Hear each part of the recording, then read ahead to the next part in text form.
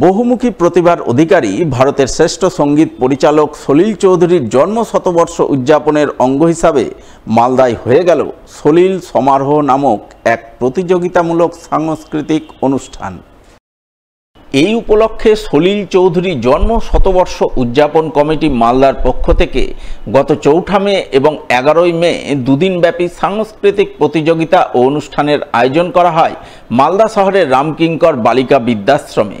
দুদিনব্যাপী এই অনুষ্ঠানের শেষ দিন রবিবার রামকিঙ্কর বালিকা বিদ্যাশ্রমে বিভিন্ন স্কুলের ছাত্রছাত্রীরা বিভিন্ন প্রতিযোগিতামূলক অনুষ্ঠানে অংশগ্রহণ করে। তারা সলিল চৌধুরীর লেখা গান, কবিতা, সলিল চৌধুরী কেন্দ্রিক বিতর্ক প্রতিযোগিতায় অংশগ্রহণ করে বিচারকদের নজর কাড়ে।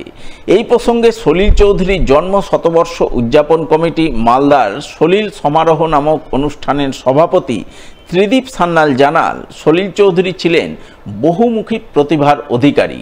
এই মানুষটির জন্ম শতবর্ষ উদযাপন করা হচ্ছে। এই উপলক্ষে প্রথমে জেলায় জেলায় প্রতিযোগিতামূলক বিভিন্ন সাংস্কৃতিক অনুষ্ঠান করা হচ্ছে। এতে যারা বিজয়ী হবে তারা রাজ্য স্তরের প্রতিযোগিতায় অংশগ্রহণের সুযোগ পাবে। এর উদ্দেশ্য একটাই, শতায়ু সলিল চৌধুরীর স্মৃতিকে প্রাণবন্ত ও সজীব করে রাখা। আগে ঠিক হয়েছে প্রত্যেকটা জেলায় প্রতিযোগিতা হবে এবং তারপরে এই প্রতিযোগিতায় যারা বিভিন্ন বিভাগে বিজয়ী হবে তাদের নিয়ে রাজ্য স্তরে কলকাতায় একটা প্রতিযোগিতা। এই প্রতিযোগিতার বিষয়গুলোর মধ্যে সবই থাকছে সলিল চৌধুরীর সৃষ্টিভিত্তিক, মানে সলিল চৌধুরীর সুর করা গান, সলিল চৌধুরীর লেখা কবিতা, সলিল চৌধুরীর বিষয়ে বিতর্ক বলতে পারেন। যেমন আমাদের এখানে বিষয় ছিল গণসঙ্গীত আজকে বাংলা জনপ্রিয় সঙ্গীতগুলোর মধ্যে প্রাপ্ত, এর পক্ষে বিপক্ষে যে বক্তব্য। এছাড়া সলিল চৌধুরীকে নিয়ে একটা প্রবন্ধ রচনা এবং সলিল চৌধুরীর প্রতিকৃতি সেটা অঙ্কন প্রতিযোগিতার মধ্যে রাখা হয়েছে।